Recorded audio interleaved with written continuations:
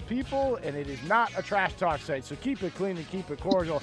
That's NFL Addictions on Facebook.com.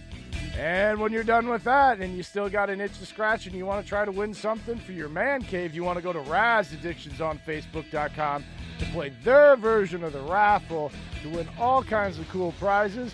You can even win money. They have a raffle for cash. You buy a $10 ticket and you get a chance to win $100.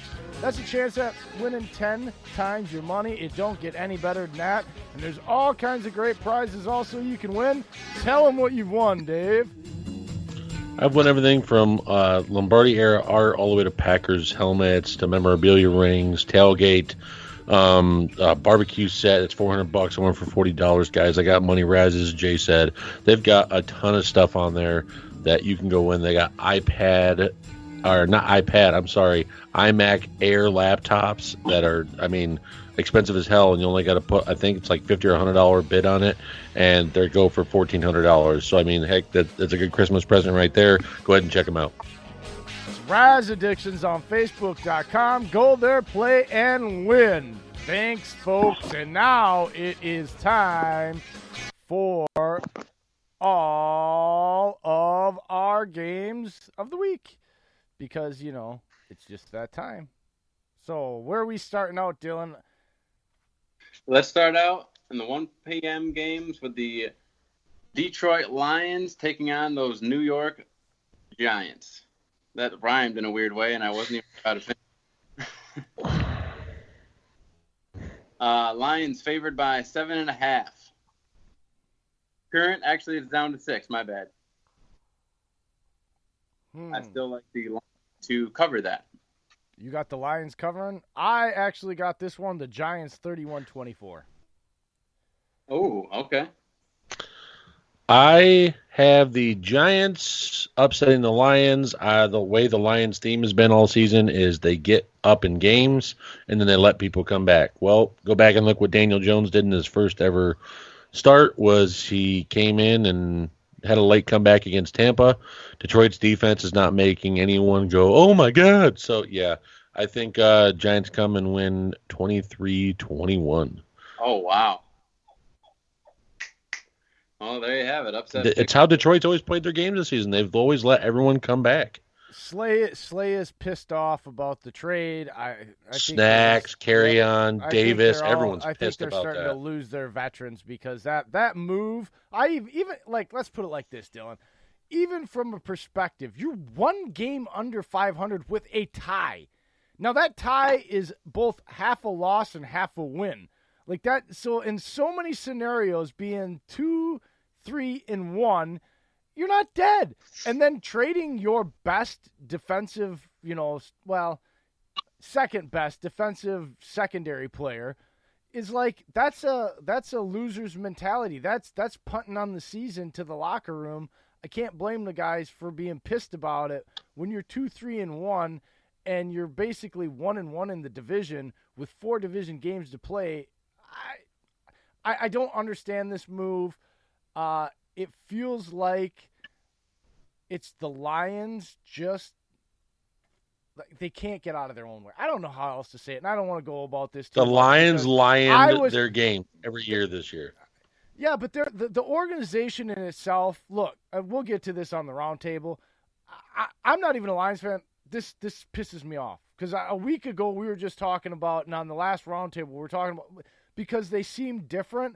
And then within 1 week... 4 weeks ago change, man. That's a lot. Yeah, let's just move on. It's aggravating. And I'm not even a Lions fan. It's just, the way their organization runs is absolutely asinine.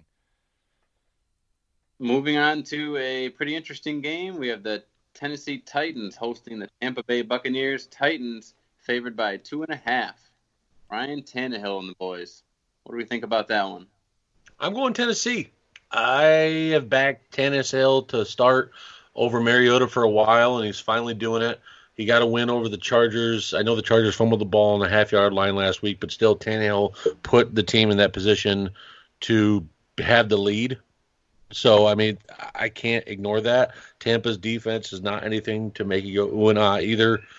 And I just think they got too many weapons. They're finally utilizing them. Even with Delaney Walker out, you have Jonnu Smith, Corey Davis, you have A.J. Brown, Derrick Henry. You have a slew of weapons, guys. Adam Humphries as well. Go ahead and pick the Titans on this one. That's what I'm doing. Well, I'm not very Vegas savvy, but from what I understand, the home team is worth 3 points alone. So the fact that they're only favored by 2.5 says something to me. I'll take the Buccaneers and the points. Taking those 5 interceptions a game, huh? Yeah, yes. I got the Titans not only covering but winning this one outright, 27-24. Jameis Winston is just too. He turns the ball over too much, and the strength of the Titans is their defense. So, I think you still want to play Evans because I think the turnovers makes the game. They're playing catch up to get to that 24 points. So I think the throwing of the ball and fantasy wise, I think that's why Evans is a relevant play, even if he hasn't been doing well this year. You're getting at that point of the season now where teams are going to get desperate and they're just going to start slinging the rock when they're not doing well. But yeah, 27-24. Take the Titans. They're going to cover and win outright. Moving into the Chicago Bears, Mitch Trubisky looking ugly, hosting these LA Chargers and Melvin Gordon and everything that's going on with the Chargers. Bears favored by 3.5 at home right now. I'm taking LA. I think Mitch is not the answer. We saw it last week, folks. New Orleans was down to Drew Brees and Alvin Kamara, and they still couldn't outduel that team. I know the Saints have a really good defense. They still have a good offensive line, but come on. Like, at some point, people got to realize this team, the only Achilles heel of this Bears team right now is the QB.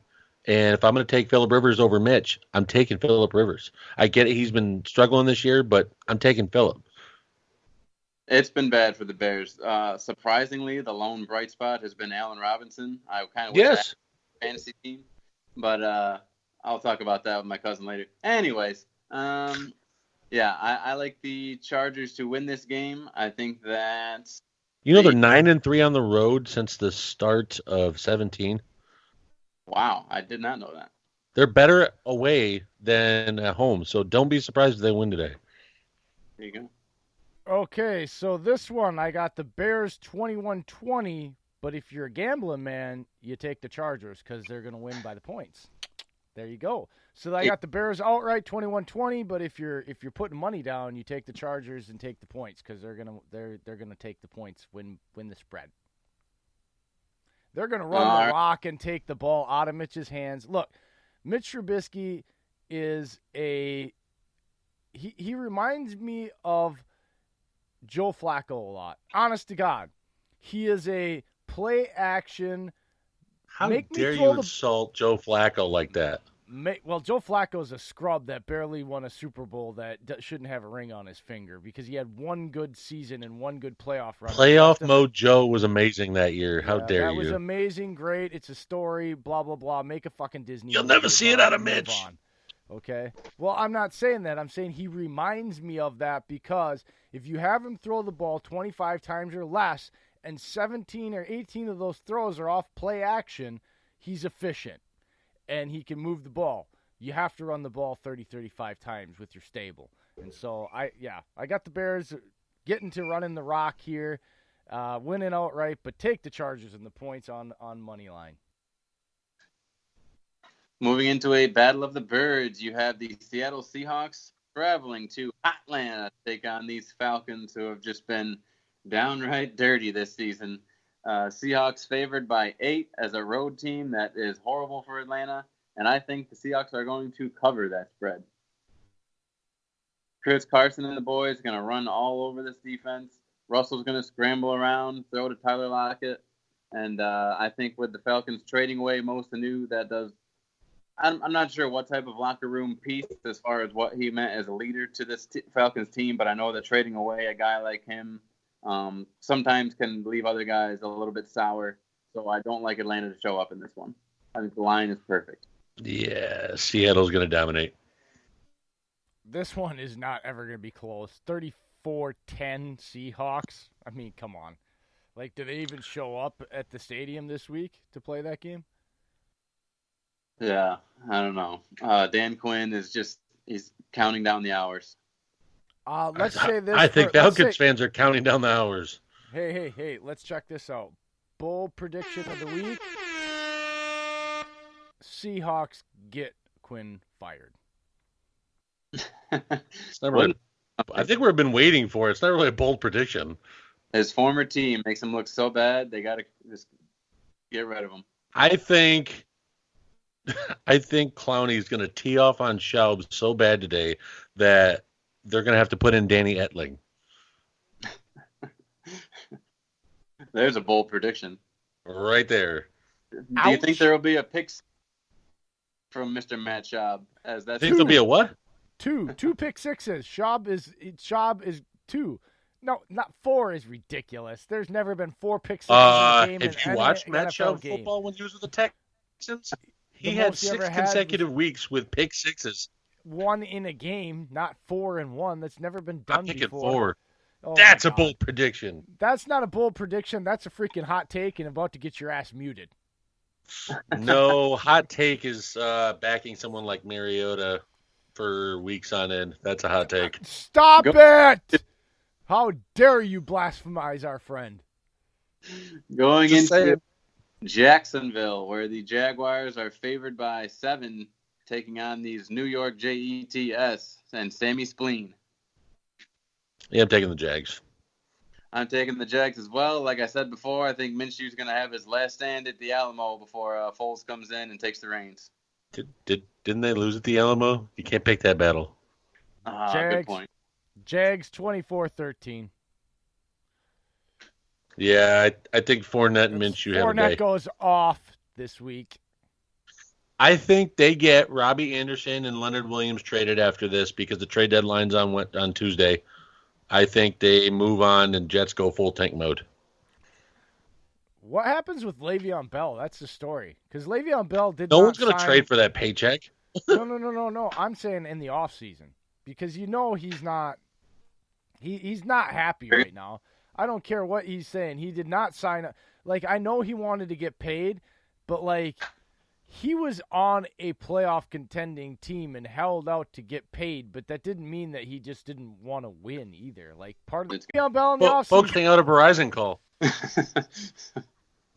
Can you hear me now? Oh. And he's out I can hear again. you just fine. I know, but we couldn't hear you. We got you. Whatever. Good job, I'm Jay. moving on.